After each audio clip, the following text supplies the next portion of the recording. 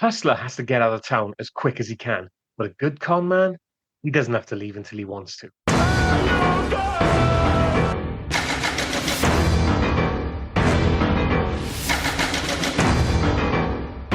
Welcome to the Hey You Guys podcast. I'm Rob, that's Liam, and this week we look at Diggstown, also known as Midnight Sting, if you remember this film outside the States in the 90s. This 1992 cult gem throws us into the sweaty, smoky heart of a southern town where boxing isn't just a sport, it's a battleground for pride, power, and the perfect con. James Woods slithers through the story with peak 90s charisma, playing a hustler so slick he could sell sand in the desert. His performance is all fast talk and razor sharp timing, the kind of role that makes you root for the devil just to see how the trick plays out.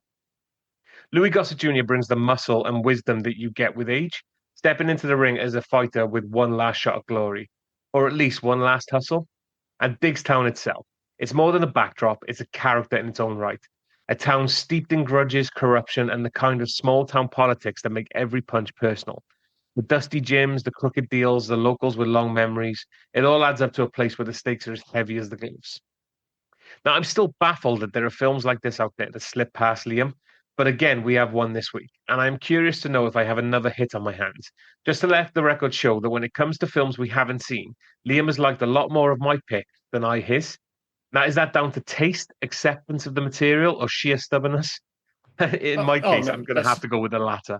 Oh yeah. It's stubbornness for sure. Don't get me wrong. You've picked a couple of gems, and I've got to admit, happily, I might add that this is another one. But then, as I've always said, I'm much more open to your choices than you are to mine. That goes without saying. You know, the thing is, as soon as you mentioned this film, I was like, what the fuck is? I had no idea what Diggstown, or like as you say, as it was known over here, Midnight Sting. And the first thing you see when you type it in is that 90s style poster of James Woods and Louis Gossett Jr. kind of leaning against each other. And it feels like that poster was used 7,000 times in the 90s. They live around a James Woods film. If you look at The Hard Way, James Woods and Michael J. Fox. Absolutely. Michael J. Fox leaning on James Woods. It seems to be like a James Woods go-to. The 90s just loved cunts leaning against cunts. It was just one of those things. And for me, it sets off alarm bells, really. I'm just like, I haven't heard this film. That poster's dodgy as fuck. And then I watch the film, and it's brilliant. I fucking love this film. It's not perfect by any stretch. No. But it is such an enjoyable watch. And the genius... Sorry, go for it. Sorry, and it's so good because the boxing aside, it's all set around the bet of I can fight 10 men, or I know somebody that can fight 10 men. But you put that aside because the fights are not choreographed well. Louis Gossett Jr. was 56. But they're okay. He's clearly going for that kind of latter stage George Foreman style. Like he's got a big punch. He keeps his hands pretty low. He'd definitely been watching George Foreman video. That goes without saying. Yeah. Like you say, it's not the finest boxing choreography I've ever seen, but it's okay. It's okay. Oh, absolutely. I think this film is more than just the fighting. It is so much more. Like the characters, the cast is doing God's work. The main cast, because I do have an issue with some of the other cast, like the sheriff, for example, and the son from Honey, I Shrunk the Kids, which drove me crazy. Like Bobby Guion, is played by Thomas Wilson Brown, who I will forever know as Russ from Honey, I Shrunk the Kids. Russell Jr. or Rusty Jr. wasn't it? Rusty, like And when I saw him on screen, I was just like, you know, like you don't want to look it up because it like I should be able to get this. I'm like, I know that motherfucker's face, and I just let the film roll for like 20 minutes, and eventually I was like, I just don't know who the fuck. I know who he is, but I can't remember who he is. And then as soon as I found out it was Russ and his high cheekbones and everything, I was just like, oh, of course it was him. But I don't think I've seen Thomas Wilson Brown in anything other than maybe this and Honey, I Shrunk the Kids. But an amazing cast right from the off, and an absolute who's who of those guys. Like, as soon as you turn the film on, you've got Marshall Bell, who's been in 1,000,001 films, but I'll always know him as Quato from Total Recall. And I know he wasn't Quato himself, but you know what I mean. No, I get you, yeah. Randall Tex Cobb, who plays Leonard Smalls in Raising Arizona. There's Frank Collison, who has a tiny role in this, but I'll always know him as Wash Hog Wallop from Oh Brother, Where Art Thou? Mama told me to never trust a hog wallop. But then there's Heather Graham, there's Benny Akides, there's Bruce Dern, there's Jim Caviezel, there's Oliver Platt. You already mentioned Robbie Gill, and there's even room for Wilhelm von Hamburg, otherwise known as Vigo the Carpathian from Ghostbusters 2. So you had your moment of I don't want to look it up. Who is that guy with Russ Yeah. Jr.? I had it with Charles Macomb Diggs. When I'm looking at him, and I know the fucking face. I know it's because I didn't picture him in a river of slime. If I saw him with a river of slime If you behind him, saw the slime, yeah, yeah. it goes without He's saying. But also without the slime, it's much more confusing.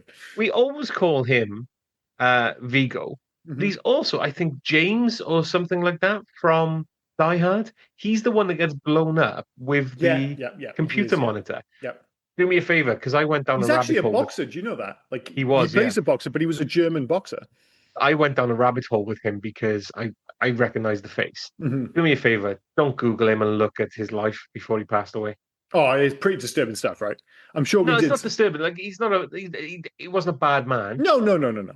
He ended up being homeless and having to Hmm. die on a friend's couch and stuff. It's not nice for him. Yeah, yeah, yeah. But no, he did good for a guy that didn't have to do anything except try and raise his fist a little bit. Well, he just looks the part. Like, he was a boxer. He's playing and all he really has to do is look like an ex-boxer. And as far as that goes, mission accomplished. But yeah, as soon as this film starts, I was like, oh, that guy. There's so many Yeah, that guys. yeah. But then once you settle into the film, and again, coming to this from as someone who'd never seen it before, like I mentioned, never even heard of it. You have this whole thing about trying to decide whether it's a sports movie or specifically a boxing movie, or whether it's a con man slash kind of grifter movie. And in many respects, like last week we did Teen Witch, and it was one of those films we mentioned when we did the recording that, like, 30 minutes in, you kind of forget it's a movie about a teen witch. You just think it's a kind of slightly horny comedy, and then there's all of a sudden, oh yeah. The same thing happens with this. I just thought of it as like a con man grifter movie, and then all of a sudden, 30, 40 minutes in, Lewis Gossett Jr. shows up, like, oh yeah, there's boxing and stuff. But in many respects, if you want to compare this to other movies, the obvious choices aren't boxing movies. I mean, the big one is The Sting, and there are loads of nods to The Sting in this movie, especially the movie score, which is fantastic. It's not quite bang on, but clearly nodding to The Sting. But there's Dirty Rotten Scoundrels. But perhaps the closest comparison in terms of movies that we've watched certainly quite regularly, recently we did on the podcast, is The Color of Money. In Yeah. so much that, Yeah. yes, that movie is about Paul, but really it's about the con. And that's what this movie is. And of course, it feels slightly different because the ending is a big boxing match. But even then, because of the way the movie's set up, in no way does it feel like a traditional sports movie, the finale. It feels like you're watching a long con. That's exactly how it goes down. I love how it all boils down as well. James Woods is Gabriel Kane in this. Just going to call him Kane. Did people call him Kane or Gabe in this? Because I kept writing down Gabe. Gabe and Kane. I think Okay, it fair depended enough. on the person. But as the film goes on, and he's acting more and more like a shark, like I said, he's just smarmy.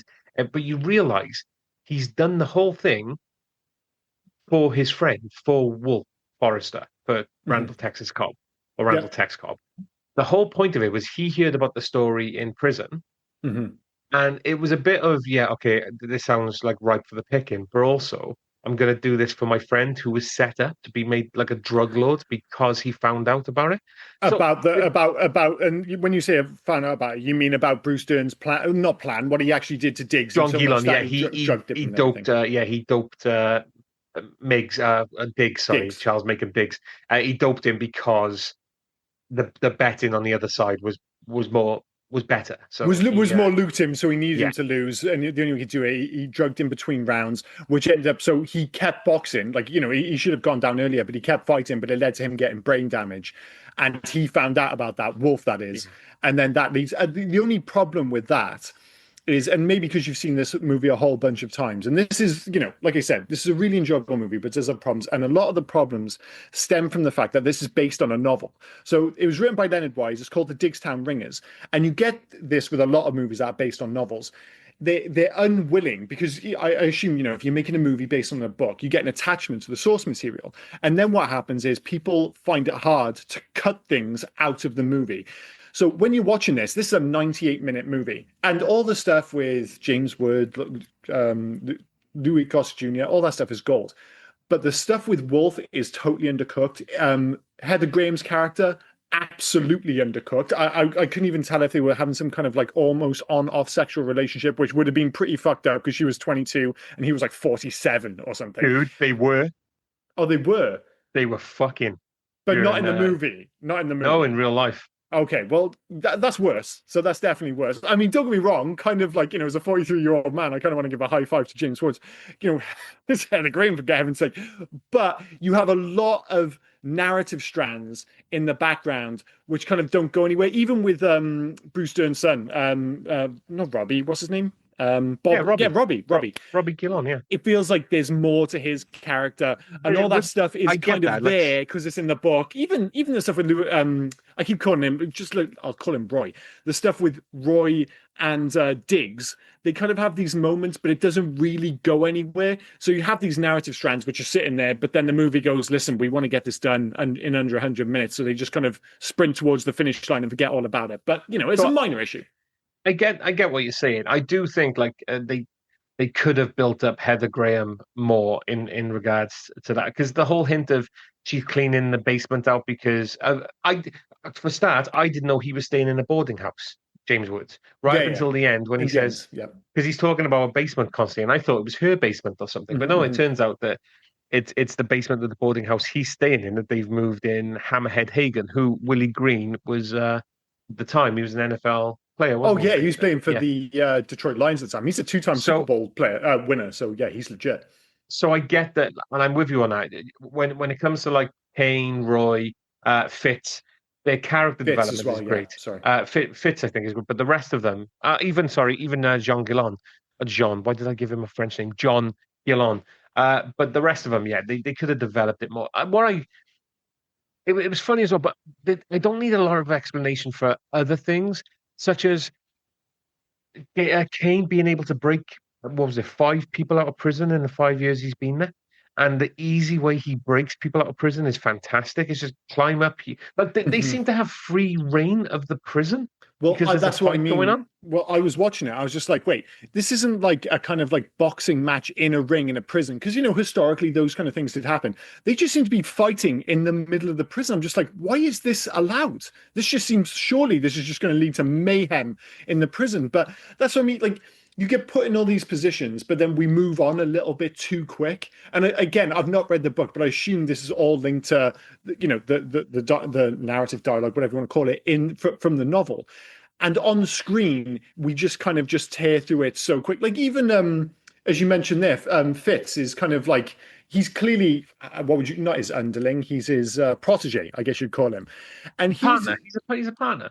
He wouldn't trust a protege or an underling with 10 grand being strapped to the back. He's definitely a partner. maybe we'll go with partner then, fair enough. But even he, as heavily as he is involved at the start, he kind of drifts away as the story goes on. Well, he becomes the better man. He's the guy that sets it up, and Yeah. he set up the bet. No, he set up the story. Mhm. He's laid the groundwork. He's mentioned Honey Roy Palmer. Then you've got to have James Woods come in and be the money man. So once the money man comes in, you're not going to talk to the guy that started it all. You're going to Yeah. carry on with the money man. So I Mhm. do it, but I mean, he's still in all the prevalent scenes, mine. He may be in the background, but he's in most of the training scenes. He's in most of the setup scenes. He's in the corner scenes a lot when he's doing the betting and in the actual boxing match. So Maybe I didn't notice him in the corner because you've got James Woods standing on the apron like it's a goddamn wrestling match. I'm like, why is this allowed? I don't think I've ever seen this in a boxing match in my yeah, but entire I life. mean, boxing match is allowed to one guy fights 10 guys, and I love it. Right, Which you're looking at James Woods standing on the ring, and that you like last week I couldn't get over the locker Mhm. on Team Witch. This week I couldn't get over Victor Mancini's ponytail. Orestes Matessina, his Wow. ponytail, and I think it he's the might main be bad guy from The Mask, isn't he?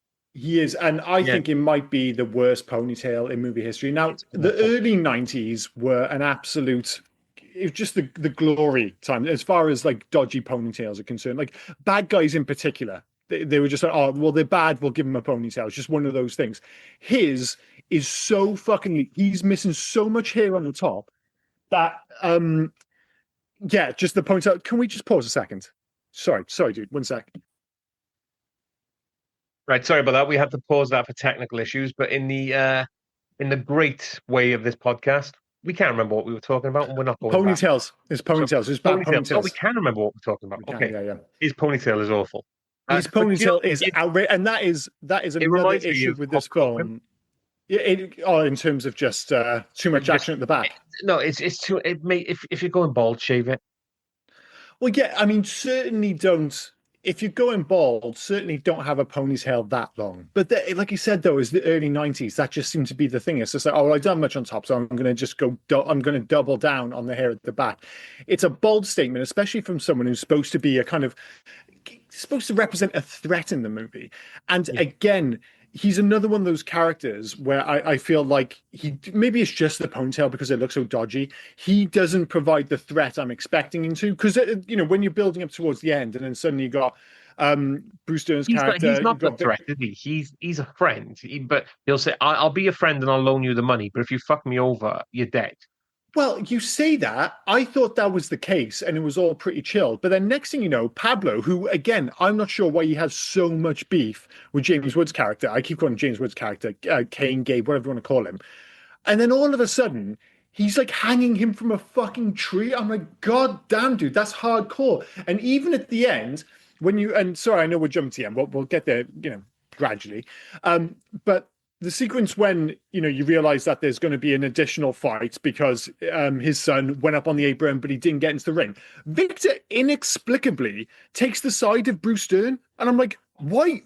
Surely your interests are in Gabe winning this bet because he's betting your fucking money. So why are you suddenly siding with Victor? And he seems quite happy about it.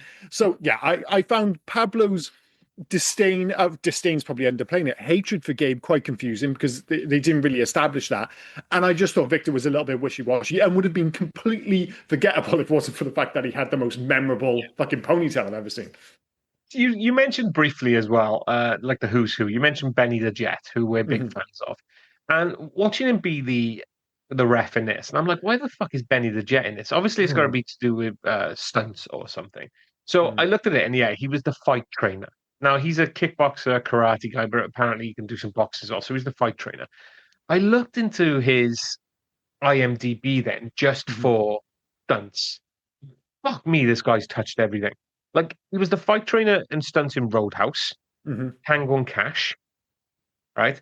Kickboxer 2, The Road Back. Actually, I'm just going to concentrate on the films we've done. Roadhouse, Tango and Cash, The Good Gladiator from '92 also. Shocking. Midnight Grosse Point Sting. Blank. Yeah, sorry, I'll get up there. I'm going sorry, up my in order. apologies.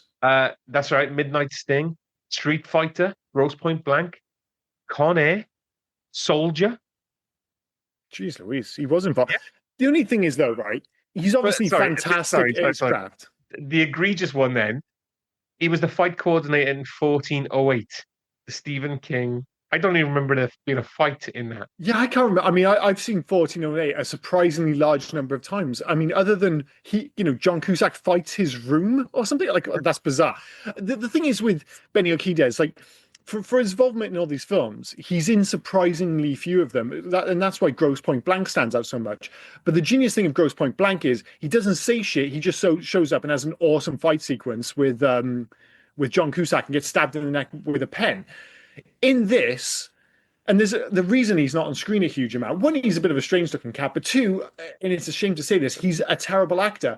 All he has to do in this really is count, and he is the least convincing referee I have ever seen in my life. So that makes more sense now, the fact that he was the fight coordinator in this film. Because when I was watching, I was like, it's clearly just got to be some nod like, oh, we all love Benny Urquidez. We want to get him in the film.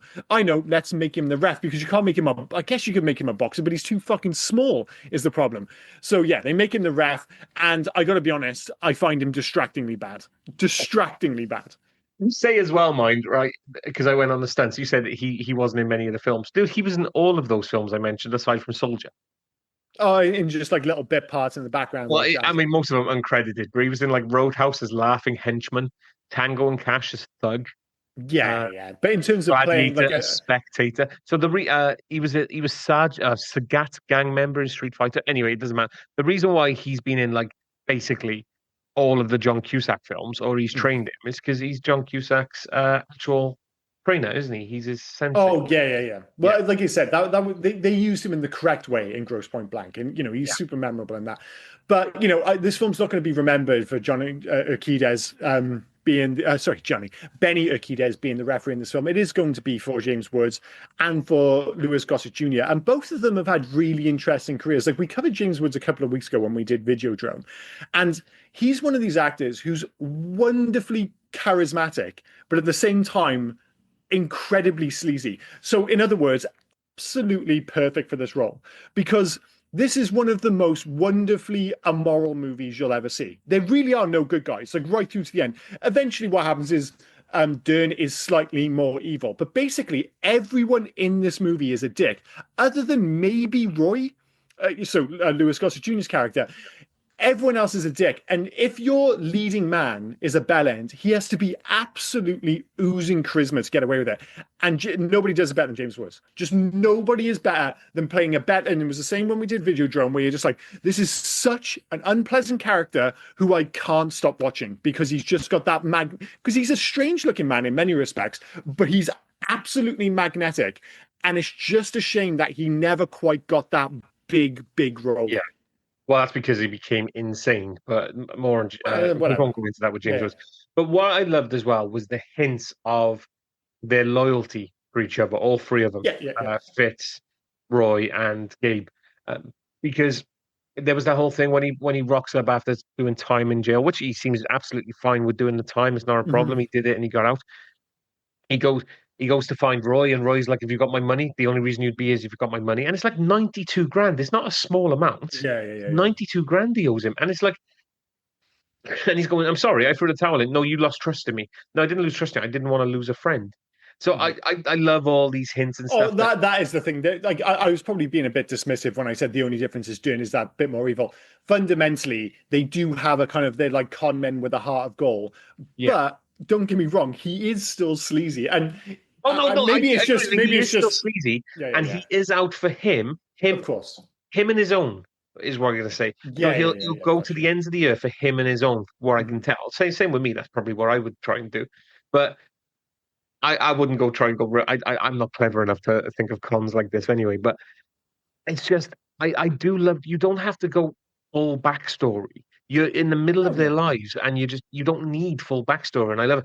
I loved as well. Louis Gossett Jr. is probably listening to this podcast in the future. Bless him. I know he's passed away because his character Roy, before the fight, decides to shave his head. He's let his Mhm. hair grow out, but just not the top, and it looks awful. I mean, so he goes, "Oh no, And then he I'll shave shaves it his head to before look I'm like a fight." badass kind of thing. And Louis Gossett Jr. is one of those characters. It's an interesting one because I don't really have any attachment to him as an actor. I know you do because you like the Iron Eagle films and stuff like that, but he's another one who like it's different to James Woods because James Woods kind of skirted around the A-list. He never, like I said, he never had that big, massive film which really, kind of propelled him to like the top of Hollywood, but he was kind of knocking around. Whereas Louis Gossett Jr. was always more in kind of B-movie fare. But you see him in this film, and you're just like, there's a reason so many people have a soft spot for Louis Gossett Jr. And part of that is because he is the most likable, kind of likably written character in the whole movie. But he's still a con man, just like Yeah, James Woods. But he works because he's a likable screen presence. And you could honestly, you could say the same about what's his name, Oliver Platt. He's another one of those guys. Like I can't remember the last time I saw him in a movie, but he was he was in tons of movies in the 90s. He's always in like supporting roles, and he's just one of those oddly likable screen presence. So if nothing else, the one thing they knocked out of the park was the casting for this film, other than Benny Akides as the ref, of course, as mentioned. But the other, I didn't find him as egregious as you did. To be fair, hey, go back to Louis Gossett Jr. Right? Mhm. Give me his known for Oh, you and I literally, I would say Iron Eagle, this, and I start struggling to name Louis Gossett Jr. movies. I mean, an officer and a gentleman. Oh, I forgot he was in that. I've not seen Jaws Officer three. and Gentleman for donkey years. Jaws three. Again, I haven't seen Jaws 3 since like 1991. Roots. TV show Roots. There is a nod to that in this movie, which is really good actually. And a film that I'd love to cover on this podcast, but I don't know if there's enough for us to do it. We said it before many times. Enemy Mine.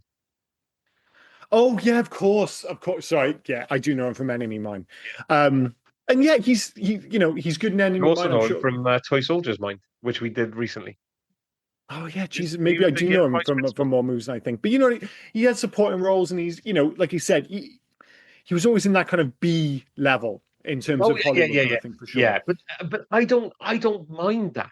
No, I no, not don't at all. mind. Because Uh, make no mistake, and that is again, it comes back to that fundamental thing: is this a boxing movie or is this a combat movie? It's a combat movie because even when you get to the in the finale, like the big 24-hour 10-man fight, that is like the last 40 minutes of the movie. So it's a big chunk. This is what, an hour there's a and lot in 38. between in mind. You get the first five fights, then you've got to Yeah, like yeah, the yeah. break. So you get it's But not just 10 fights in one go, which I no, no, like. no, no, no, no. Which is clever. But my point is that they may both be on the poster, and he might get a fair bit of screen time.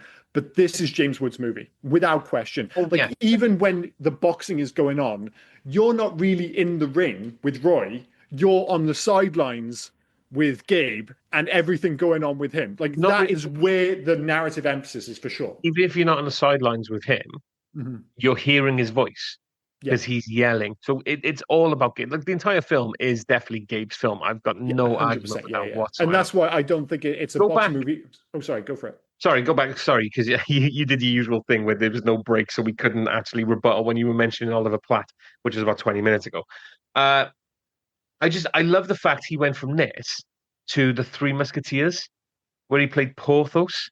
I forgot he was in that Disney Three Musketeers, where they were all American but meant to be French, Oh, yeah, yeah, yeah, yeah. I haven't seen that for a long, long with time. Charlie Sheen. We might have to do that on this podcast as well. Mm. Well, no, see, I don't want to be too dismissive of it because it's another one of those movies I watched a long, long time ago, and probably only saw it once. But is it any good? Is it like? I mean, I remember liking it, but that doesn't help any Yeah, situation. but you know what I mean. Like, is it held in like okay-ish regard? I seem to like recall it was like people thought it was okay, Yeah. but it was very much. I remember it mostly for the score, if nothing else. Wasn't that the one with Brian Adams and all those who did the All Yeah, for One, all for love. Brian Adams, which Sting, and Rod Stewart, which which is make no still on my mistake, playlist today. dude, it's a belter. It's cheesy as fuck, but in all the best ways. Like even the video is outrageous. Like they might as well just do a circle jerk. It's ridiculous, Yeah. but the song is an absolute belter. Right. So we can talk about the fight before we actually go into Bruce Dern and talk about John Gillon, Mhm, who is fantastic in his film. For a guy who is king of his castle and wants everybody to know it, mhm, he he believes he's smarter than everyone else. He knows exactly what he's doing. So he doesn't think anyone can come and take him down. So he's willing to take risks. And what was it the saying about like the higher you sit on the mountain or whatever do you know what I mean? mhm, And his fall is fantastic.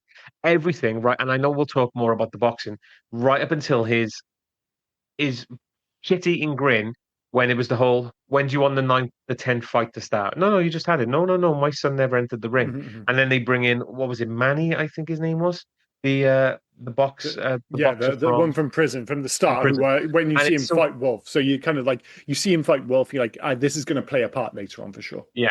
But I didn't like the like you knew the warden was going to come back into it. You're not going to have Marshall Bell in 80s or 90s I have him totally set forgot. up with his revolver and then not come back to the Mhm, rest of the film. So you knew he was coming back at some point. But I didn't like the fact that they just hinted that he might have been the one that killed Hambone's brother. mhm, Because mhm, when he's got him hanging there, like, and he's saying, Hambone, right, you take him out or your brother dies.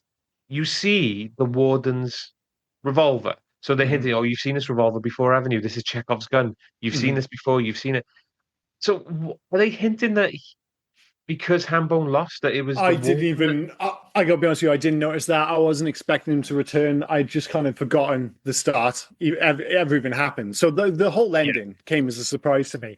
And to be honest, when it came to Slim being hung, I was still dealing with the whiplash, the tonal whiplash. That's the only way to describe it. Because just before that, you have I think it's like the fourth fight, and the guy he's basically drugged the guy before the fight. So and he's just farting all the time, and yeah, it sounds like he's shitting himself. And that is my least favorite part of the film, without question. It's so outrageously broad that even like up until that point, I was just like, this just doesn't feel right. It just feels like I said, too broad, too slapstick, the comedy. and it's followed up almost immediately by Slim being hung back in the change rooms. It's a lynching scene. You're in the deep south, and it's It's a a lynching lynching scene. scene, and then all of a sudden, the whole narrative becomes much more racially charged, which wasn't really hinted at earlier in the film. And it all comes within 10 seconds of the farting guy. So you have this stupid slapstick humor, and then all of a sudden you got Slim hung and you got all the racial stuff. And I was just like, God damn, man, this movie just flipped a coin. Like, it was just such a dramatic change. So I didn't notice the gun on the side or anything like that. I was just caught by the fact that it just suddenly felt like a different movie. Now, So don't be wrong, I think it pays off because one of the things we mentioned again last week by comparison when we did Teen Witch is that the movie had zero threats. You're getting towards the fight, the final act, and you're just like, well, nothing matters, and who am I supposed to care about? They really do build up that sense of threat in the last like 30 as the big fight is going on. As you say, like that break between the first 5 fights and the second 5 is actually genius because it allows them to establish even greater stakes going into those last 5 fights. So yeah, by the end I was just like, fuck, man, this is like this feels like a big deal. It's just the way they got there felt very dramatic. So that's what I wanted to mention as well, because you've got the lynching scene. There's nothing else. It's a lynching scene. Mm-hmm. And then within 45 seconds, Pablo must have been like, well, that's a good idea. I know what I'll do. I'll lynch James Woods as well. What's with the double hanging in like 7 minutes? It's insane. But that's the thing, the Pablo sequence, at least, where he lynches him. I mean, if it weren't for the fact that they'd literally just been a lynching scene, I might have been able to accept it because, again, it's establishing the threat that, if you get this wrong, if this bet doesn't come through, you're just so much in the hole to Victor, and Pablo hates you for some reason, that we are really going to kill you. And, from a visual perspective, them hanging him from the tree all looks the part. But of course, you've got James Wood delivering his kind of sleazy quips. And it just about takes the edge off an otherwise dark scene. But it's coming right off the back, as you say, of Slim being hung and his brother having to break down and all the cops. And like I said, it's suddenly getting very, very racial. And suddenly you're incredibly aware that this is, set in Georgia. And you're just like, man, like you said, 30 seconds ago, a dude was fighting in the ring. And now we've had 2 lynchings. I'm like, what the fuck, man? So yeah, it was a lot to deal with, and as I said, a bit of tonal whiplash for me there. And in between Slim standing on whatever he was standing on, and he got the noose around his neck, and then Hambone finding him hung. Mm-hmm. You've got that fight, and that seemed to be the most prevalent stake was Hambone fighting Roy, mm-hmm. because they think he's going to take a dive. He can't take a dive because his brother's life, it actually depends on it. So he's fighting basically for his life or the life of his brother. And I think that's fantastic. You can see it in, what was his name? Sorry. We've done it before on this podcast. He was in Under Siege. Oh, the brother now, the older brother. Yeah. Dwayne Davis. Yeah. So you see in this face, he's really going for it and he's really trying. And like, I did like the little, what Roy says. Oh, was it Roy? Okay, I can't remember. One doesn't know when one doesn't know when to fight, the other one doesn't know when to fall. Yeah. We've paid them good money. They don't know what's going on. They're thinking this guy is screwing them over. So they're like, I'll just take him out. And you can't take him out because this guy is literally clawing for his brother's life. And I think that scene, harrowing as it is when you get the lynching scene, I think that scene is done well. That's the best fight, I think, in the whole of the 10. That's the genius of this film. Like, for all the, I mentioned the fact that it's more of a con man film than it is a boxing film. Obviously, it is still all leading up to a boxing match at the end. And what you have, a historic issue with boxing movies, and this goes back to, even before Rocky, but certainly for our generation from Rocky onwards, is that they're inherently cliched. And to a certain extent, you know what's coming. You're like, oh, we're going to have the big fight. And they've tried to do a couple of twists, but fundamentally, you're getting the same thing over and over again. But because of the way they've set this up, i.e. 10 guys versus 1, it feels more like almost like a martial arts tournament. So, the actual structure is closer to like Mortal Kombat or fucking Bloodsport, where you can establish all these different characters. Actually reminded me of the video game Punch-Out in many respects. One of the characters I was convinced actually was a straight lift from Punch Out. One of the first characters you fight, I think it's like the third or fourth fight, and this is in the NES version. It's called Don Flamenco, and he comes into the ring and he's not very good. That's part of the whole, the early fights are like really easy to win. And he has a flower in his mouth, and he shows off loads, and then he gets knocked out. The fourth fighter is basically it's the fourth or the sixth, I can't remember, but he's basically just Don Flamenco, and you know the G, like you said, by having 10 fighters, not only with the gap, you can have this kind of additional narrative going on in the background where not only you're worried about the fights, but then the way they're establishing the side bets and the way it's like, oh, well, you don't want to win this fight too quick, blah, blah, blah. You got to look a certain way, yada, yada, yada.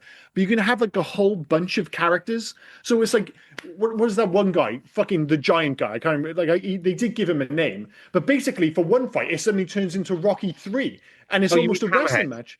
Hammer, whatever his name was, and he was wearing like the 1930s style boxing shorts for reasons I can't understand. Oh no, his Honey at the ninth fight, Honey Roy. Roy Palmer's, no, the big white guy. He may have had a ponytail as well, and he at one point I'm pretty sure he body slams him like Hulk Hogan. He even looks a bit like Hulk Hogan. Was that the one who punched out Benny the Jet?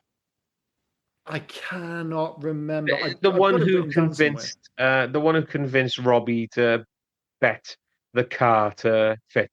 No. He's later than that. He's one of the later fights, and his whole selling point is that he's massive. Like when he walks in, they both kind of look, and they're playing it clearly for laughs at that point. Yes. The like lumberjack guy. The lumberjack dude, and he comes in. But that's what I mean. Like some of the fights are over in a couple of seconds. Some of them they can play for laughs. Some are over the top, and then other ones, as you mentioned, are quite serious and linked into the narrative. But the one thing I'll say about it as well is I feel like this movie is money sitting on the table. You think we're living in a world where everyone's obsessed with 100 men versus a gorilla. Like that just became a thing not too long ago. Yeah. And you start asking questions like, well, what happens if you took, say, an elite level boxer like a Fury or an Usyk, and you put them up against 10 amateur boxers in 24 hours?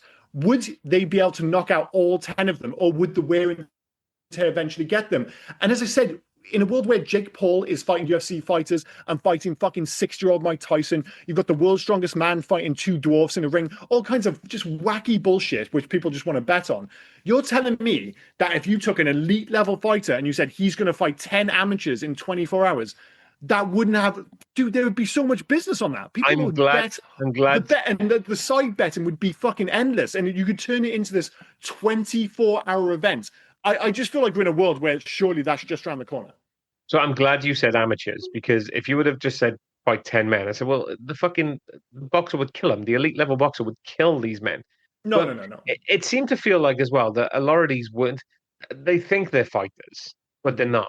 Like I said, the guy the giant lumberjack guy, I think he was just there for his size. Yeah, the dude, and right before he got knocked out, when the guy came, he was my guy coming into fight. In not the lumberjack guy, the guy with the flowers coming into fight in jean shorts. I was all for that dude. Then he got knocked out first time, and no, I'm not for that guy anymore. He's not for me. They do enough also, to establish it with it being a boxing town, so there would be fighters around, not professional fighters, but decent fighters. Like we haven't mentioned that Jim Caviezel is like fight number 3. Yeah, crazy. Billy Hargrove, and he's like. And he's wearing the headgear in it, so it had to be him because apparently he's 18 in this film, and he does look young. Yeah, he does look very young. But I loved it as well because there was the line that I think Roy said, either Roy or Kane, I can't remember again, where they talk about the fact that at 18 he can take a pounding like that and his dick's still hard, or something along those lines, that he can just. There are occasionally weird lines in this film, all of which don't feel completely out of place, to be honest. But they kind of like prick your ears up because like, wait, did someone just say that? It's like this film has like a bizarrely large collection of awesome cars. So you have the 1958 red Corvette, which I feel like again in the novel probably plays a bigger part because it's an amazing car and has this big bizarre reveal where it's Bruce Dern is presenting it to his son as if like, oh, this is going to be your car. He's had the ring taken out and he's had that parade. Yeah, it's a big reveal. It looks like a lot of fuss, to be honest. But then you get like the Mercedes 300 SL and Gabe's Mercedes 500 SL, which is a great in joke, but the car itself is amazing. But Oliver Platt's or Fitz's red truck His truck, absolutely yeah. steals the show. Where I was just like, dude, no one's going to mention that truck. That truck's amazing. And then not a moment later, one of the characters walks us, I go, I give my dick for a truck like this. That was I was like, well, I'm not sure if I give my dick for it, but I'm like, it's a pretty fucking dope truck. that was Jim Caviezel. Well, oh, of course it Yeah, was. Of course it was. because he But was it's awesome talking as with I'm Rusty sorry. Jr. Of I was course, yeah, he talking with was. Rusty Jr. Uh, I wanted to mention uh, Randall Tex Cobb, Mhm. because they keep talking about Wolf coming home when Wolf comes home, you know, because the whole point of it was Wolf was going to talk Emily into checking out Mhm. Gillon's finances in the bank. So, Mhm. like, she can't know I know you until you come home. Then Tex ends up in a pine box, literally a pine Yeah, box. yeah. Was he murdered in prison or was he murdered on his way? Because he was unceremoniously, Harmoniously. fucking hell, that was a big word, dumped in that pine box, upside down with blood still pissing out of his mouth. Again, it's one of those things. It felt rushed. It felt poorly explained. I had no idea what was going on. I even afterwards, I was kind of linking it. I was like, oh yeah, because of the whole, he knows about Bruce Dern's character. I keep calling him Bruce Dern's character, John Guion. He knows about his finances and what happened with Diggs and stuff like that. But I'm at that point, I'm still struggling mentally with the fact that he's supposed to be fucking Heather Graham's brother. Like they have that terrible photo where after he's lost the fight, and James Woods goes to visit him in the prison hospital, Yeah. and he's holding that terribly doctored picture of him and Heather Graham, and I'm like, wait, what? I'm supposed to believe that they're brother and sister? I was like, give me a fucking break. I'm all But right with that because obviously she was very, very young when, like, it's like, I don't know, he was probably 15 or no, something no, when she. no, no, no, no, no, no, no. You are miss. This isn't an age issue. Are This you on is about the gene pool? Are you on about the gene yes, pool? I'm about the fucking gene pool. There is no way that he is in any way related. Like she's so gorgeous. And listen, I love him as a character and stuff like that, but he's not the most handsome of fellas, is he? He's got a I know, distinct but look, should we the say the handsome least? gene skips. I was gonna say skips a generation. But I don't know. I'm not sure if I've ever seen a brother and sister that far removed in terms of looks. But hey, it is what it is. But like you say, that part of the narrative, it's there. It gets the ball rolling. But you think then Heather Graham's going to play a larger part as the film goes on, but then she just kind of disappears. I'm just like, okay, I guess we're not really going to bother with that. Fine, fair enough.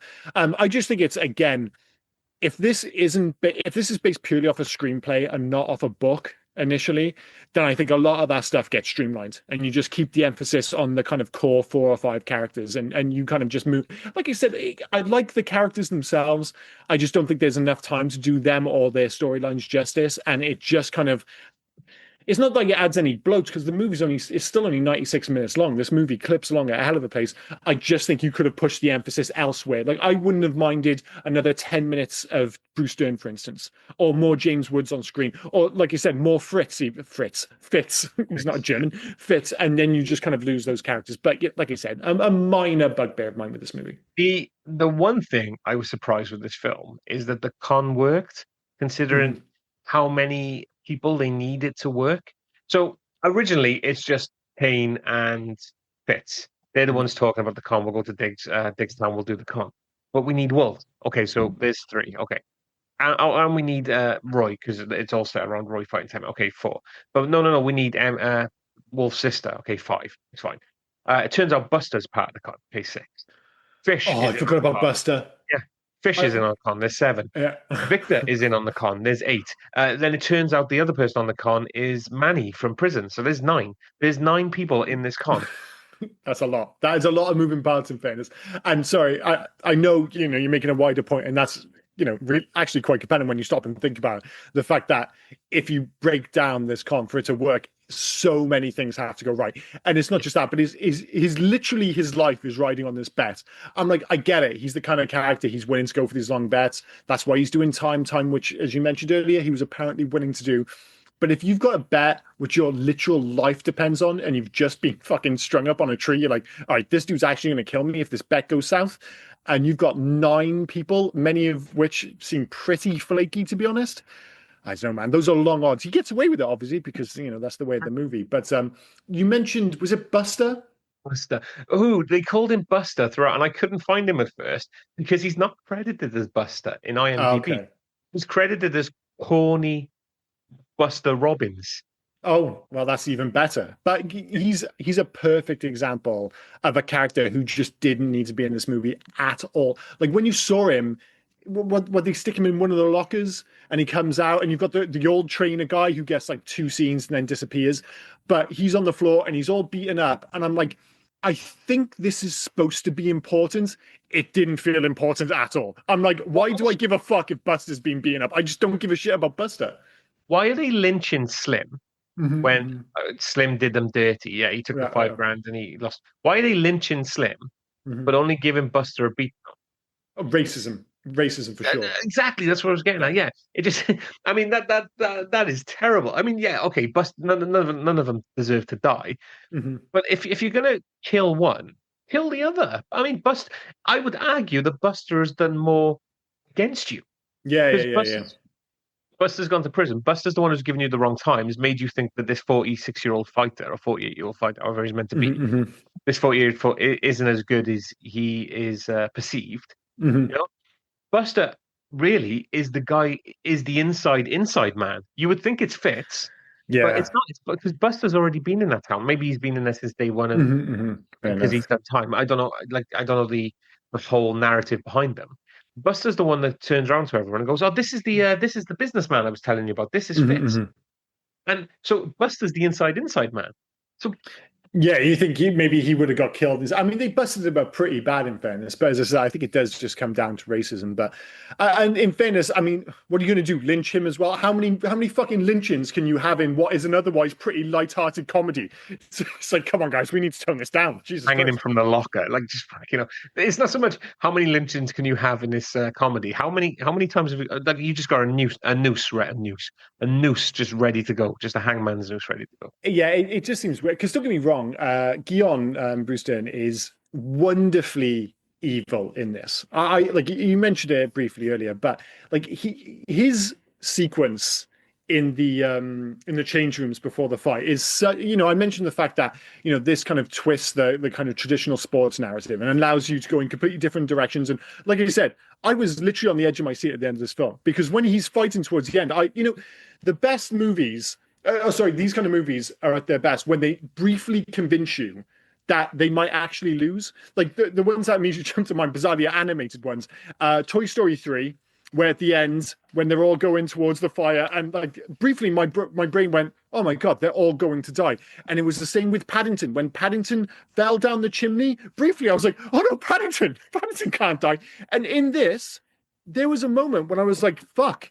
I think Roy might get beaten, and Jesus Christ, does that mean Gabe gets killed? Yeah, And of course they end up winning the day.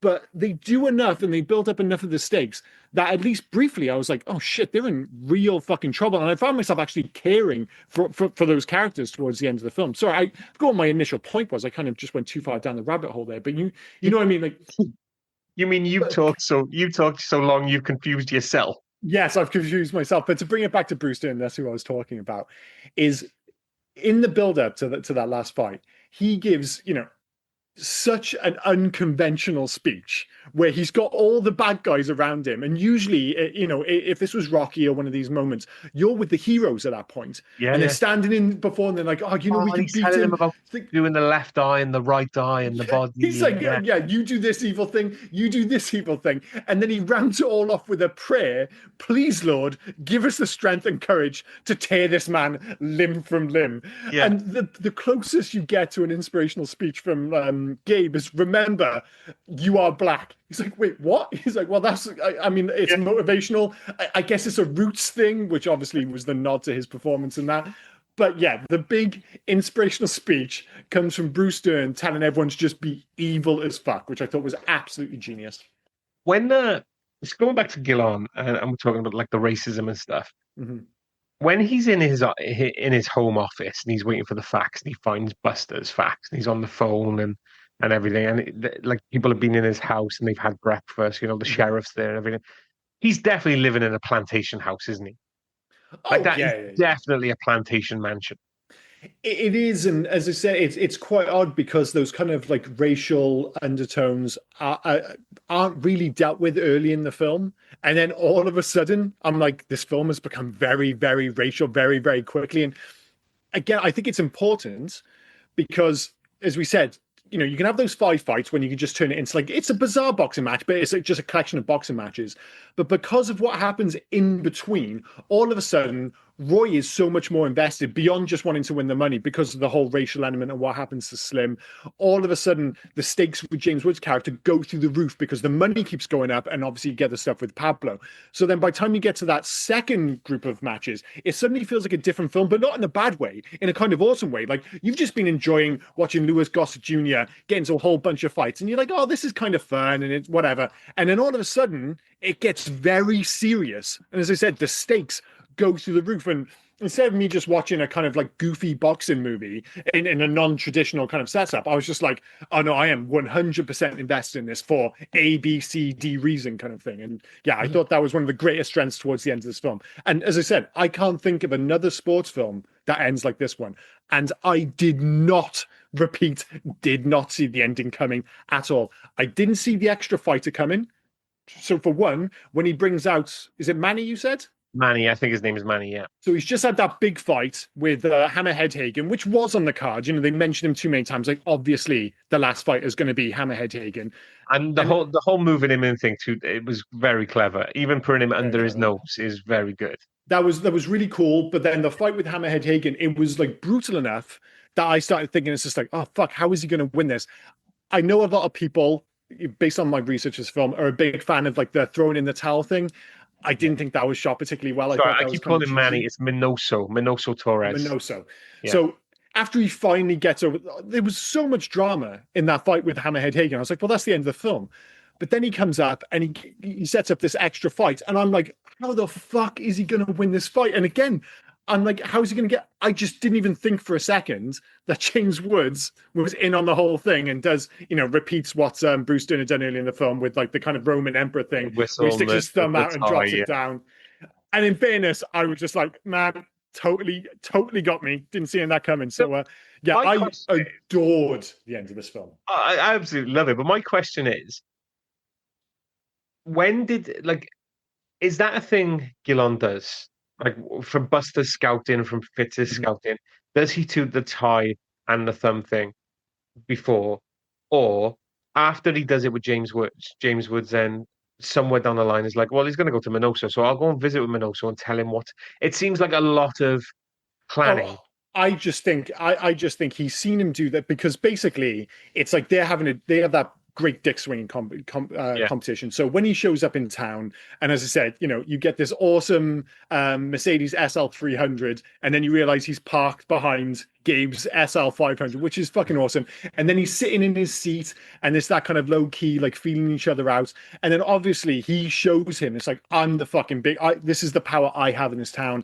And he does the neck thing. It's not subtle at all. He sticks his thing, and it's basically him just saying, listen, I get these guys to do whatever I want. This is the kind of power I have. And it's just such a great throwback to like, you think you're the one with all the power. I can do this too. You didn't see it coming. And I just thought that was a fantastic way. And it's just that way of showing his like empire is crumbling around him. And I think a lot of films would end it there. I love the fact that they allowed Bruce Dern to have a complete fucking mental breakdown afterwards. Yeah. I'm with you on the like showing his power, but what I'm saying is, when was that plan with Minoso? When did he did he just tell Minoso, I'll give you a signal, or did he say this is going to be the signal? Like, when did he have this meeting with Minoso Torres to say, right, when I put my thumb down and I do all this shit, you drop? I think if you just tell him, it's like, I'll tell you when to go down. It'll be really fucking obvious. You can't get any more of like the tie thing. That's just for Bruce Dern. Like that's just me. That's him just saying, "Fuck you, buddy," and then the thumb down is just yeah. I love Benny the Jet counting. And Minoso's on the floor chewing some sort of gum. He's like got his elbow on and he's just winking at people. And it was great. He can't even count properly. Benny, like he is like I said, Oh, they distractingly plenty bad of in this jet film. alone. Going back to your point about Bruce Dern's meltdown, Hmm. absolutely, because he's still trying to hold on to some power. So the Yeah. sheriff's telling him it's over, it's over. He's like, "Oh, I'll tell you when it's over. It's my town." And he grabs the sheriff's gun, and then of all the people to stop, it's his son Robbie. Robbie, You yeah, know, yeah. he's lost his Corvette and everything, and yeah, absolute meltdown. But I do love the final ending of this. I mean, it's had three natural endings at this point, but where they've let everyone leave. It's an empty ring now, Hmm. and just Honey Roy Palmer and Gabe Kane are just sat there, just looking over what I guess now is their empire. Will they give the town back to the people because they own everything now? Yeah, I actually thought that last shot was a little bit cheesy, but like you said, if you actually stop and think about that final sequence, you're just like, wait, does he just own the fucking town now? Like He owns what, Diggstown. there is going to be a kind of power vacuum. Does he like just fill it? And he's like, this is all because of some thing with Wolf at the start, but now all of a sudden he just like owns the town. It's like, all right, what next? As I assume not everybody's fucking mad about what you've done over the last couple of weeks, but it is what it is. But it, and to bring it back to Bruce Dern, I think the reason he works so well in this is because despite the fact that he's a complete shithouse, he again, like James Woods, is oddly charming. And I think one of the reasons is he reminded me so much of his character Mark Rumsfeld from The Burbs. And it's just, like Mark Rumsfeld, like if he had that level of power, that's the kind of bellend he would end up being. It's just for most of the film, he's actually quite fun until things get racist for a while, and you're just like, oh, then there's a lynching that gets pretty rough. But for most of the film, I'm like, oh, this guy's kind of fun. It's just, yeah. Every so often you do get that reminder, no, he's a terrible bellend. He's a It terrible just man. comes Yeah. back to the fact that this is a good film, back to front, but a massive part of it is that it's just cast wonderfully. And of course, a lot of that needs to come down to the director, Michael Ritchie. Now, Michael Ritchie's one of those interesting directors for us because, and I assume this is the true of you as well. Our connection comes from his movies in the 80s. So when you think of Michael Ritchie, you think of Golden Child, you think of Fletch. But his movies, like his most successful movies, nearly all come from the 70s. There's like Bad News Bears, The Candidate, Prime Cut, Smile. He was like a really highly thought of director in the 70s. For all these films I never really watched other than Bad News Bears, probably. But then in the 80s, he ended up just doing all this kind of mainstream nonsense. And that's what I knew him for. I had no idea that he had this kind of more, kind of artistic output from the 70s. And in many respects, this movie is totally a throwback to the 70s. I mentioned earlier the fact that all the characters are immoral. That's not a 90s thing. That is a 70s thing. All those movies from the 70s, you go back and watch any of the classics, nearly all the characters are flawed, or they're all dickheads. Just some are slightly less egregious than others. That's what this film is. In many respects, it's a 70s film in 90s clothing. And believe me, the 90s clothing, and when I say 90s clothing, I'm just talking about James Woods here, is fucking shocking. It's shocking. His shirt in this film, oh my days. Talk about distracting. Oh, mate, he's been in prison for 5 years. He just wants to dress and feel nice. Just let him dress and feel nice. I guess so. Some of those suits. I mean, you got Roy dressing like I say dressed like a champ. It's just at one point he's wearing a Houston Astros cap, and I own that cap. So I'm just like, oh, this dude looks like a boss. And then they cut to James Woods, and he's got like it's just an early '90s look. It just puts the movie specifically in that time. His shirt in particular. No, Guion is haircut and a cane away from being called Colonel. I'm sorry. Yeah, a little bit. Yeah. Yeah. There's no you're going on about fucking James Woods. Guion is egregious as fuck with his dress style as well. But Yeah, but no, it's different. He's got more of a timeless style. Like you said, he looks like a plantation owner. I almost feel like he could have been from like 100, 200 years then ago kind of thing. you got Victor and Paolo, who are like the Miamiest of Miami gangsters Yeah, you've ever bizarrely, seen. right? Yeah. What are they doing? What's Paolo and Victor doing in Georgia? Like they literally look like they've walked off the set of Miami Vice, 100%. Does he go to Miami? That's where I was. Does he go to Miami to see them, or are they in Georgia? I don't know, man. They don't put it this way. They don't look like they belong in Georgia. That's for damn sure. Not at all. Oh, And they yeah, have Miami it's true. Vice all day long. I mean, he does because when he comes out of prison, he has to fly to go and see Roy, which is one of those like wonderful throwbacks, like 90s films. But where's his There's no parole like officer? Skyping or like I'll pick up the phone and say I've got to fly to see these motherfuckers. He But can't. He's just got out of prison. He can't leave the state. I would have thought. oh no, he's a free man at that point, so he's not on parole. I But think. Oh yeah, maybe he would be on parole. Oh yeah, but also I guess the whole if you're a point is free man, you're still on parole, aren't you? yeah, but I guess the whole point with him is he doesn't give a fuck, Yeah. But whatever. That aside, I don't know what these guys who are clearly from Miami doing in Georgia are, but it is what it is. Right, one more thing before we move on, and I know we do need to move on. Mhm. When they're detailing the bet, Mhm. and like a day is 24 hours, Diggstown is the county. Mhm. The opening of the Southern Comfort bottle was slick as fuck. I loved he slid the Super Southern slick. Comfort bottle to James Woods to Gabriel King, and with one thumb just spins that top bottle off, and So then gangster. mate, it was There's so just good. like cool ways to do things, and again, it's all down to that dick swinging thing. But that's the kind of thing you remember, you take away from a film. You're like, I want to do that. It's like, what's the one with George Clooney and Jennifer Lopez? Oh I my God, love that fucking film. Out of sight. Out of Sight, where he does that thing with the light. He's constantly playing with the lighter, and he flicks it from the top and flicks it open. He does it a whole I've never bunch of seen it. times. Where he does this awesome thing with a Zippo, and it was so cool that I'm like, I've got to buy a Zippo, My and I my had to brother learn how to do the thing. my brother can do that. So now I'm gonna have to just learn how to do that flick of the because Well, it's so badass. I Oh, just it's grabbed got my Jim Beam bottle, and just sat here that's just going to be trying it. tricky. I feel like you need a plastic top rather than one of the kind of more metal ones. Yeah. It's you're not getting the No, you're decent. not getting the yeah. You need it to be a plastic top to get that spin. But yeah, it's a very very cool moment. Like I said, James Woods, for all of his dodgy clothing, he You is just call just it cool. James Cool. James Woods, sorry, James Cool. He is cool. Like that's the whole point. But I'm not going to call him James Cool. Yeah, despite the dodgy clothing, when he rocks up and he's in the Mercedes, he does the stuff with the whiskey bottle. You're just like, yeah, James Woods is just a fucking man in the Yeah, 90s. absolutely. We're gonna have to Right, move on now. Man. yeah, Yeah, let's move. I could do a whole section on how mental Wolf's funeral is, but we're gonna have to move on. So, favorite scene. So it could be, any one of the 10 boxes finale, the fight with Hammerhead Hagen, minus the aforementioned towel scene, which I couldn't get on with. But really, it is 100% Dern's evil inspirational speech. I've already provided the speech earlier, so I won't repeat it again. But yeah, the fact that he had the audacity to end on a prayer, I thought was absolutely genius. So that's my favorite sequence in the film. That's cool. For me, I've already said it as well, but it's the Hambone and Palmer fight. I think Mm-hmm. that fight just is like the Yeah, it's emotion great. in that fight. I think it's great. It's the best fight. Well, that's the Uh, thing. It's Hammerhead fight at amazing. the end. Sorry, the Hammerhead fight at Oh the end yeah. is okay, and Mhm. that's meant to be where like all the power, all the emotion is because it's Hammerhead versus Roy. The like your Hammerhead.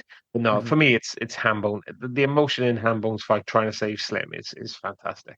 Yeah, no, it is really good. And again, looking back at the film, that's the genius of it is that you could almost, in terms of like pick your favorite scene, it's like you could pick your favorite fight. And tonally, it's not like you just get 10 boxing matches. They're all so different and they're all memorable in their own way. But that probably is like certainly on an emotional level, the best one. But the Hagen fight's fantastic. The Hagen one is properly brutal. That's when it turns into a legit boxing film and he's getting his ass whooped. But I yeah, totally so agree with you. clever. It's a So great thing. clever having 10 fights. I totally agree with you. It's a great fight, but all the No, I agree. emotion seems to be in that other one for Oh me. So no, no, yeah, I absolutely agree because it's such a quandary again, and again the whole idea about the movie being immoral is who do you want to win in that moment? Because of course you're naturally rooting for Roy and Gabe, but in that moment you're just like, yeah, but if this guy doesn't knock him down, his brother's going to get fucking lynched in the back. So yeah, it's a tough watch actually that whole sequence yeah. because it becomes very emotional. In terms of loves and hates, my three loves: number one, James Woods, as I mentioned, is a wonderfully sleazy leading man. Number two, genuinely unique setup for a boxing movie, which, as I said, could make millions today if somebody took that. I genuinely think that might be on the card. Someone's going to watch this film who's got the power to act upon it and go like, wait a minute, why the fuck haven't we done this? Do you know how many bets there would be insane? The live betting would be off the chain. And number three, Lewis Gossett Jr. is genuinely convincing as an older boxer because he's playing a 48-year-old. But I think you mentioned at the end of last week's podcast, he was like 56, right? 56 playing a 48-year-old boxer. Yeah, And like you said, the kind of choreography kind of goes back and forth, and you have to allow a bit of wriggle room because again, because of those tonal shifts and the fact that the boxing matches are so different. Like some of them are shot like proper boxing matches, other ones more like a wrestling match. Some of them are almost like a farce, for instance. But he's always convincing, as if nothing else, as an ex-boxer. Everything about him, I'm just like, I totally believe that he was, he's been boxing for the last 40 years. Although the one thing I did want to ask you is his big foe is Willie Green or Hammerhead Hagen, yeah. Yeah. And they said he's lost to him twice. Like, how old is Hammerhead Hagen? Because he must have fought him like 20 years ago. I was like, did he fight him when he was like 16 or something? It's anyway, bizarre. They're meant to And be the same age. absolute nonsense. Yeah. And number four, I've got sneaking a fourth one, Derner's Guion, especially his speech, but all the way through the film, I think he's an absolutely elite level bad guy. Because a lot of these films, you can have the exact same film, but if like the bad guy who is so involved in the entirety of the movie, and again, something we've mentioned in these podcasts in the past, that you have these interesting bad guys, but then they don't do anything for 90% of the movie, and then suddenly they're involved in the end. He's involved all the way through this. You're on a journey with Guion as much as you are with Gabe in many respects, and he has to be compelling for that to work, and Bruce Dern is fantastic. So number one for me, it's the Rogues Gallery of Charisma. The cast, Mm-hmm. I think they're great. I mean, James Woods, just like I said, the fast talking. He's morally slippery. He always seems two steps ahead, and his performance is like the engine that drives the film. I think he's great in this. Louis Gossett Jr., it's gravitas and grit. Uh, he's great. Oliver Platt adds the comic relief and the chaotic energy, especially his opening scenes where he's in the bar playing drunk. I think that's fantastic. Yeah, we forgot to mention that he is fantastic in that sequence, and he gives one of the best hangover scenes. Like when Yeah. he's hungover, when James Woods goes to see him in the morning, I absolutely feel his pain. I'm like, he is so convincingly fucked the next morning.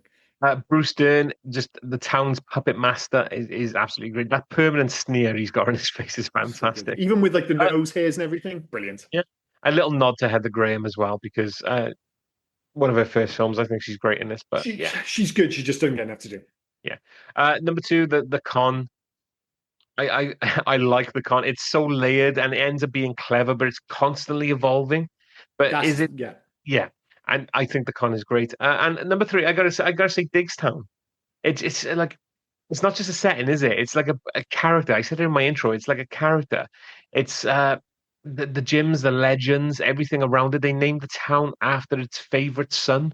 It's insane. But I think and to me, Diggstown seems to be a bar, a boxing gym, Yeah. and Guion's house. And then randomly on the outskirts, then you've got and a bank. Sorry, and a bank. And then on the outskirts, you've got the poor side of it, which just seems to be Slim and Hambone's house. Yeah, of course, of course. We keep black guys on the outskirts, and it's insane. But yeah, it's just super racist. I mean, you mentioned there about how the con itself evolves. I think again, that's one of the movie's greatest strengths, and a big part of that is usually you think of like a classic con movie, like something like Ocean's 11, where you're constantly seeing the narrative from one person's perspective, like we're trying to con them. This movie, you got two people constantly trying to out-con each other. So you're seeing it from Bruce Dern's perspective and you're seeing it from Gabe's perspective. And because of the way the movie's structured with all the fights and the space in between, it allows it to evolve even further. So while the stakes are getting greater, the actual con itself is fundamentally changing at like any given moment. And that runs right through until those final moments, as we said. So yeah, really, really good writing, actually. Right. hate. Oh, hate's my bad. I mentioned this whole podcast. As it's an adaptation, it does have some narrative strands that just don't go particularly far. Like many of which I think would have been left on the cutting room floor if this was based purely off a screenplay. Like I said earlier, Fritz, I keep calling him Fritz. Fitz somewhat sidelined. Heather Graham disappears. Feel like there's more for Robbie to do. Even the Dig story, all that jazz. It's one of those weird films, like we've said so many times. Oh, like it's 98 minutes, absolutely perfect. I'd happily watch the 2-hour version of this film. No fucking problem. I enjoyed it plenty, and there's loads of narrative for the movie to work as a 2-hour movie without question. Number two, Roy takes a lot of big hits, a la Rocky early in the fight. I was just like, all right, it actually gets better. Like the boxing matches become a little bit more balanced, but early doors, he's got his hands down. He's taking a lot of hits to the head, and I'm just like, dude, if you want to last 10 fucking fights, you got to put your hands up because all you need is like one. Dern even says it, so I want you to fuck up his eye. I want you to like bust up his eye. It's like if they bust up your eye in the first fight, I don't care how tough you are. The next 9 fights are going to be rough, dude. And number three, I mentioned it again earlier, but the tonal whiplash with the racial stuff and Slim getting all the fucking hangings that suddenly happened 2 minutes after the fighting, dude. It was a real tonal shift in that moment. Yeah. It might not have been quite as egregious if they hadn't had that fight with the fighting dude just before. Like that's what made it stand out all the more when I was just like, just as I was like, oh, is this movie going to get a little bit goofy now? No, no, no. It's going to go right the other way and get really serious and surprisingly dark. But you're going to have to deal with fucking farting boxes. That was the only bit of the film. Like I've mentioned a whole bunch of issues there where I'm just like, all right, that I had a bit of an issue with. I wasn't crazy about that. The only part of the movie which I genuinely hated, they went totally overboard with the farting guy in the ring. I Totally also overboard. think you you keep saying just before between the farting guy and the lynching scene is Mhm. Jim Caviezel. I thought he was the third fight, and maybe that's the case, but it felt like I was still mentally dealing with the dude shitting himself in the No, ring, and then so suddenly, you had the normal fight, then you Mhm. had the bribe, then a normal fight, then the brown bottle treatment as they called it. Yeah, yeah, yeah. Yeah, and then another bribe. Oh, okay, fair enough. Okay, well, in Because he that, put I the mean, camera on whatever it. the case, I Yeah, say, they weren't far removed in terms of, like I said, I was still mentally dealing with that, and then suddenly I'm just like, oh, I'm dealing with another movie now, but it is what it yeah. is. And just, I know you think I'm going overboard, but Benny Urquidez as the ref is just every time I see him, I'm just like, dude can't even count convincingly. It's terrible. Anyway, those are I my mean, hates. I love how the fact that you couldn't. The lockers didn't upset you last week, but Benny Akidas is really pissing you off. This I could get the locker thing. I just didn't notice it. I think it's much harder to miss Benny Urquidez's unconvincing counting than it is the What's all right lockers with in Team Witch. what's all right with him? Right. So for me, uh, the pacing wobbles. The Mm-hmm, setup and the climax is strong, but the middle act can feel uneven. mm-hmm, mm-hmm. So yeah, I still love this film, right? The middle, and that's where all the character developments can be. Didn't seem to Well, happen, like you said. yeah, There's a lot of there's too missing. much plot. Yeah, There's almost like we've got all this, we've put all this stuff on the table. What are we going to do with it? And I think the reason not only does it become a bit messy in the middle of the film, but a lot of that stuff doesn't have a payoff, so it feels slightly pointless, which is a yeah. bit of a shame. But yeah, yeah, the middle section of the film is definitely the weakest. They missed a lot of psychological depth as well. So it hints at deeper themes like the redemption, the aging, the loyalty. They don't Mm, really explore them.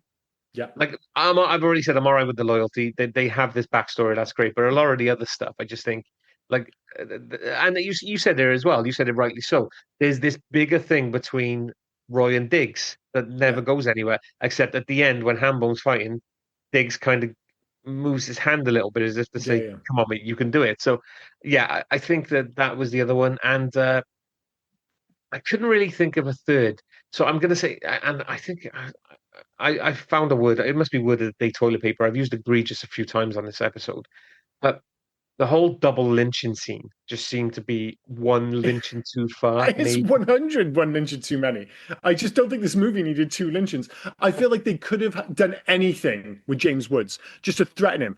I just think after they've literally just had a really serious, really dark lynching sequence, I just don't think you. And the fact that it becomes almost like a comedic lynching sequence by comparison, it's a weird, weird choice. And I just think they could have just wrapped him up and that would have been fine. was the sheriff as well taking Hambo? Like he said to Hambo, "Come on, I'll take you down to the station. Got to ask you some questions." He's Mhm. got 100 witnesses who saw him in the ring fighting. Yeah. So he didn't do it. He didn't kill his own brother. Why are you asking him questions? I know you're dirty, sheriff. I know you're in on it, but still, come on Hmm. now. Yeah, yeah. Well, like you said, and again, if this film was 2.5 hours, the town itself, like you said, feels like a bit of a character. I wouldn't mind seeing just more about the town itself, about the people who live there. But yeah, Yeah. 98-minute movie, Jesus Christ! If you're gonna have Roy fight 10 guys, you're gonna have to get down to business pretty soon. Is Uh, that all your hates? yeah, yeah, that's all Yeah, three. cool. Any alternative titles beyond the obvious one, aka Midnight Sting, obviously. Yeah, I'm not going to say that again. We've said it too many times. Mhm. So bear with me a sec, see if I can find now the And just be clear, Midnight Sting is a great title. It's much better than Diggstown. Because yeah, obviously in many respects this movie is nodding to the Sting very specifically, is clearly homaging it at times throughout the movie, and the whole idea that the Midnight Sting and the fact that the fight starts at midnight, ends the next day, it's an absolutely perfect title and much better than Diggstown. I'm going to go out on record and say that right now. right. So we got a few here. So Poland, Duel of the Imposters. No, Portugal, The Midnight Strike. it's okay. Russia, Duel in Diggstown. That's okay. That's probably Yeah, better than Diggstown. Diggstown itself just doesn't tell you anything. Spain, The Perfect Shot. Because when you said, just to jump in, when you said we're going to do Diggstown, and I didn't know what Diggstown was, I was like, what the fuck is a Diggstown? I was like, I didn't know what, like, there was nothing about the title which told me shit about this film. So, yeah, terrible title. And Taiwan Heroes of the sequel. No, terrible. The correct answer, once again, is Midnight Sting. Yeah. Any facts for this one? Yeah, there's a couple. So Roy Palmer's wife, who showed up and then just disappeared. They were like, Oh, yeah. Diggstown, is he bringing his wife back? But she was actually played by Louis Gossett Jr.'s real life wife at the time, Cynthia L. James.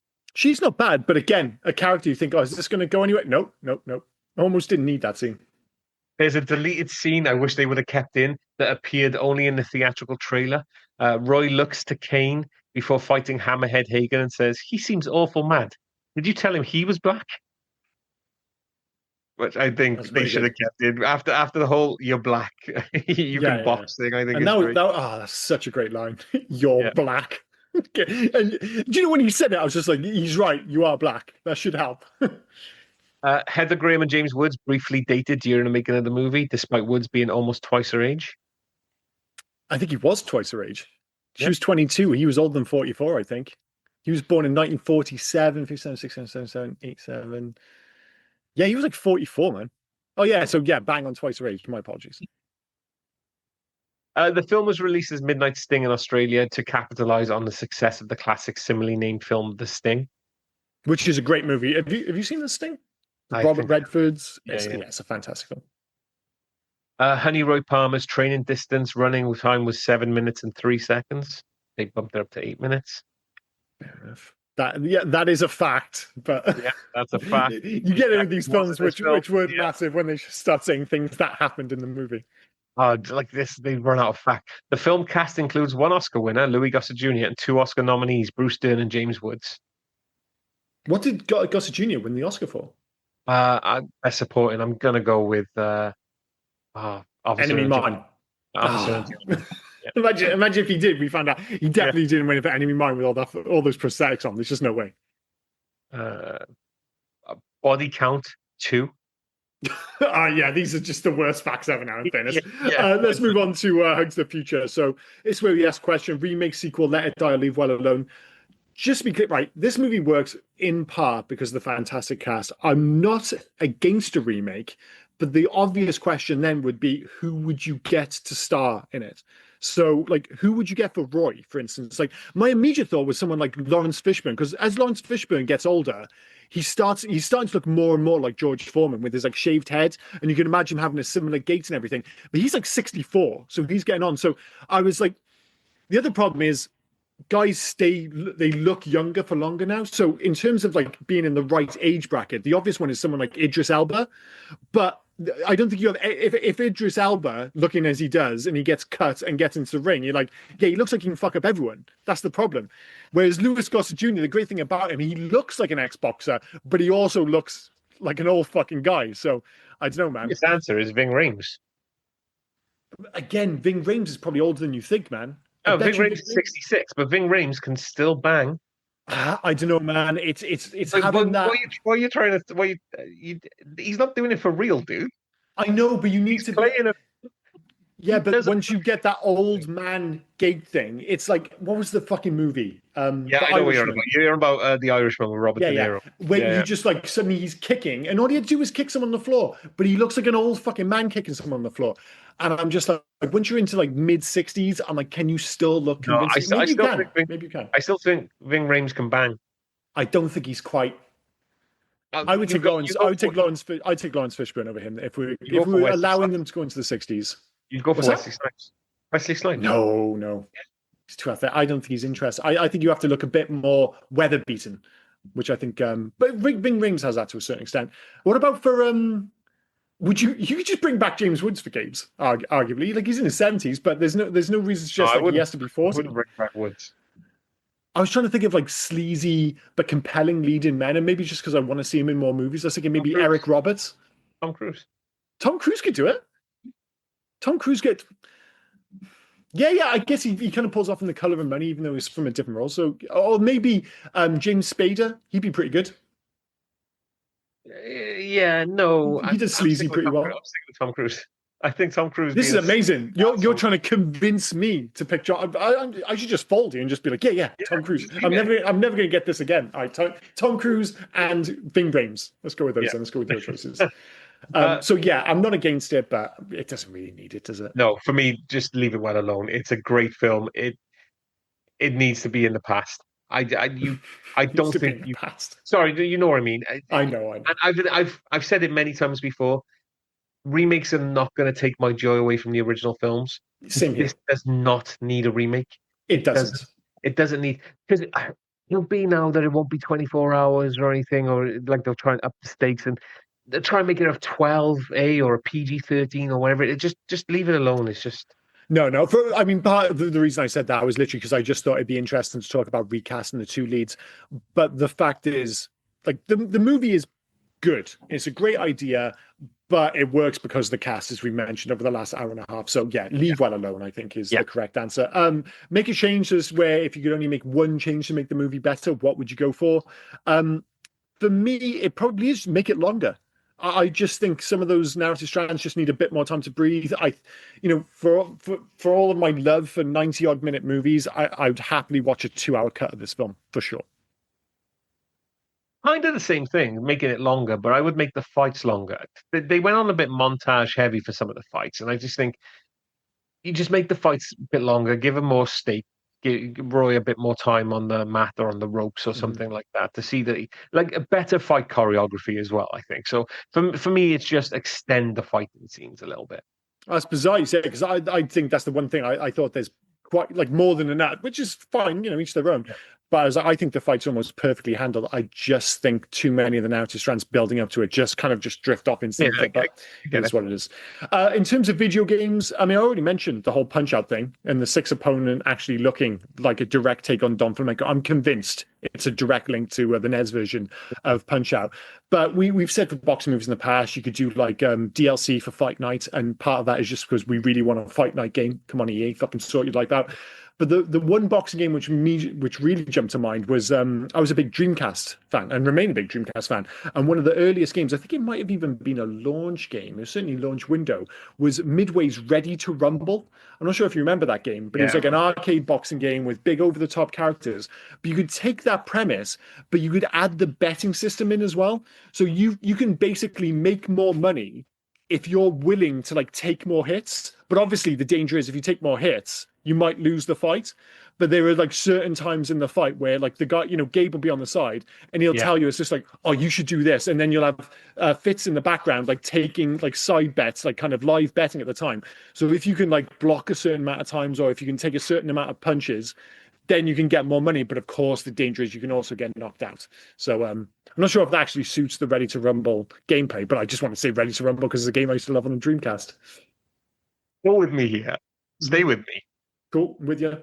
Yakuza 2005. Great shout.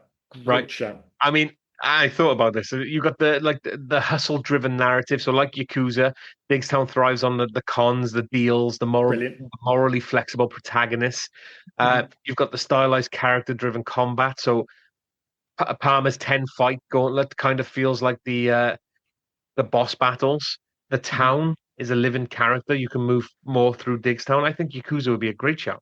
I love the Yakuza series, and that's one of the best answers I think we've ever had on this podcast. And I can't believe I overlooked it. I've played just about every Yakuza game, even like the recent Like a Dragon ones. But I think you're right in terms of the first one in particular, because it's smaller scale. You just move it from Japan into Georgia to Diggstown, so Yeah. you can do all the daily stuff. You can have your little fights and stuff like that. But you always have like always like controlling two characters. So you're Roy and Gabe. So Gabe does all the talking, but Roy does all the fighting. Absolutely genius. So yeah, we'll absolutely go with that. And then you can have like the official fights in the ring afterwards. Yeah. Best and worst of IMDb. So this is where we pick out a random 10-star and 1-star review. But before we do that, I guess how many written reviews there are for this film. See, I feel like I always fall back on films which don't, especially over here, I'm particularly famous. I always go for like 70, and then you tell me it's like 220 or something. It's not 220. Is it under 100? It's under 100, yeah. So I'll stick with 70 then. 52. 52, fair enough. Of the 52, I reckon 14 are 10-star reviews. 9 a 10 That's not star. bad. It's pretty No, close. yeah. So this one was written in 2006, titled Top Notch. I find Diggstown to be one of the best movies of all time. My only regret is that I don't have amnesia so that I can go back and experience the ending for the first time again. I It's love the pretty background hardcore. music. I love the background music, storyline, and plot are wonderful. I can watch this movie over and over again. There are at least 50 great quotes that I use on a daily basis. Acting is good throughout. Some of the best acting is by the extras in the background of the bar scenes. James Woods is terrific, maybe his best role ever. Lou Jr. is very believable as an aging fighter. Bruce Very Dern plays a familiar. scum. Yeah, Bruce Dern plays a scumbag to a T. Tex Cobb's best role also. Platt is terrific, as he always is. Only disappointments were Heather Graham. She gave a lackluster performance, and Hammerhead. He was way too young, should have been more aged. He Hammerhead sounds maybe should yeah, have been inch, but I just love the idea that is like, on his deathbed. You remember, do you ever watch Futurama back in the day? It was one of those yeah. bizarre lines that always stuck with me where a guy's just about to die. It's like, my only regret is that I had bonitis. And it's like this guy just about, my only regret is that I didn't get to watch Diggstown for the first time twice. It seems, I mean, listen, I love the fact that he loved the film. I think he's got a little bit carried away there, dare I say. But a lot of these 10-star and 1-star reviews too, and that's why we always revisit them. 1 star, I can't imagine there's many 1-star reviews to this fucking film, man. One? Zero. Zero. I thought, I was thinking zero. I fucking bottled it. We've had a zero before. So are there any 2 stars? Play a game with me. How many 2 stars? I think zero again. Zero. How many 3 stars? Zero. How many 4 stars? Zero. Zero. How many 5 stars? I, I think it might be zero. Three Three. 5-star reviews. Three, How fair many enough. 6 stars? 7. Three. How many 7 stars? 10? 11. Oh, I'm getting 8 stars. closer. We're there now. We might as well. 12 for 8. And then Yeah, it's one of those 6 for 9. films. I'm not reading a I, 5-star review. no, no, I no. would I put a mean, 1 or a 2 star, but a 5-star review is too, yeah, like, it's too middle of the too road. It's close to absolutely it. fine. We had a good 10-star review. That's absolutely fine. But I think it does speak to the quality of this film. It's like if someone came back and said, I think this film's fine, I would totally get it. I mean, I disagree, but I'd get it. But it's just one of those films that if you watch this and like, I fucking hated this film, I'd be like, what film did you watch, dude? Like, do you just hate movies? That's what it'd feel like. It's like, do you know what even though tonally You it said feels that to me different. before. No, it feels like, like if someone came up to you, and I'm new to this film, but I've seriously, I really do have an attachment to it. I thoroughly enjoyed this film. Someone coming up to me and saying, I hate Diggstown feels the same as someone coming up to me and saying, I fucking hate Cool Runnings. It's just one of those films. Like, I'm not saying you have to give Cool Runnings 10 stars, but someone telling you, I fucking hate Cool Runnings, like someone coming up to you and just like, I don't like crisps. What the fuck is wrong with you? Oh, I don't like ice cream. Oh, you're one of those cunts? Really? Go fuck yourself. I just don't buy it. And this feels like it's in the same kind of category where, worst case scenario, you're like, it's okay, but I'm not buying anyone hating it. And apparently nobody does. No. We just need more people to watch it. That's the problem. Yeah. Because it did flop, for all the talk of the fact that I hadn't seen it before, this movie was a flop at the cinema as well. Yeah. Well, what was the budget in the box office of this? Do you know? I think the box office was like 15 million or something off like 30 something. I did look it up. I just totally forgot and I can't be bothered looking Sorry, back. I can do that now. Good man. So the production budget is 17 million, and yeah, it only made 4.8 in the US. 4 points. Sorry, I said 14. Sorry, but that was the US theatrical run. I don't think it's probably would have done massive business in 92 globally. I wouldn't be surprised if the global is like fucking 8 or something.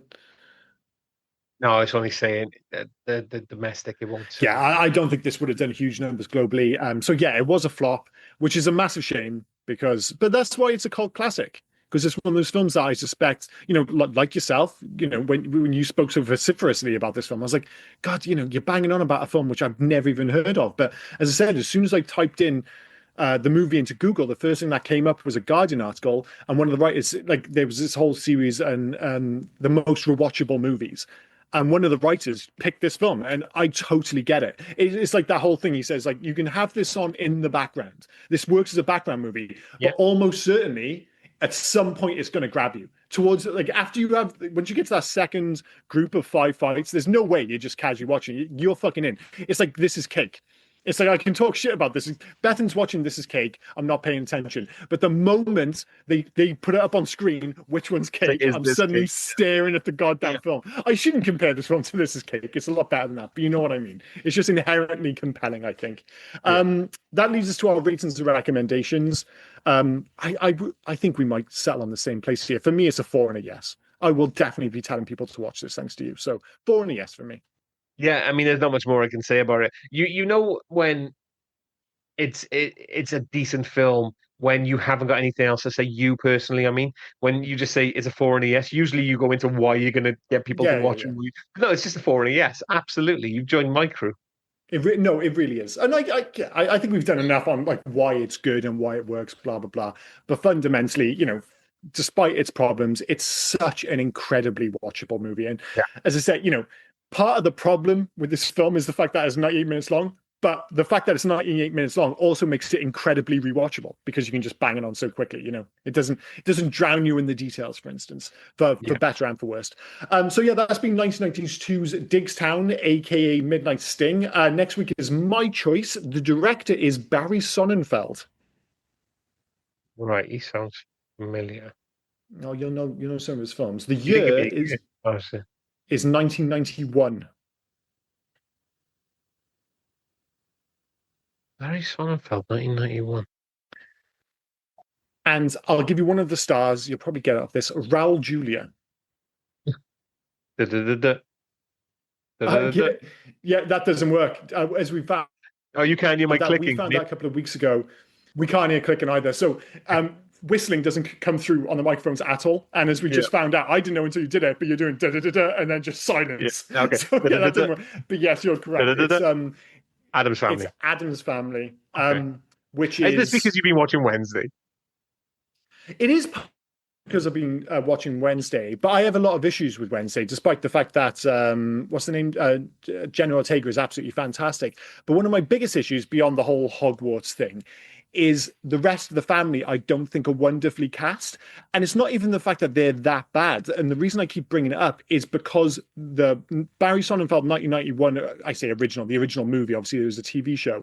Like this movie, like Diggstown, is one of the greatest cast movies of all time. So the problem with Wednesday, the TV show, is that you can't help but compare it to the cast of the movie. And other than Jenna Ortega, who is wonderfully cast and holds up pretty well against Christina Ricci, the rest of the cast, I'm sorry, cannot light a candle to the original. I mean, they're all kind of, ice skating uphill to one extent or another. But and I'm naturally rooting, say, for Catherine Zeta-Jones because she's Welsh, even if she is from Swansea. But she's up against fucking Angelica Houston. Angelica Houston as Morticia would be on my kind of Mount Rushmore of just Yeah. greatest cast characters in movie history.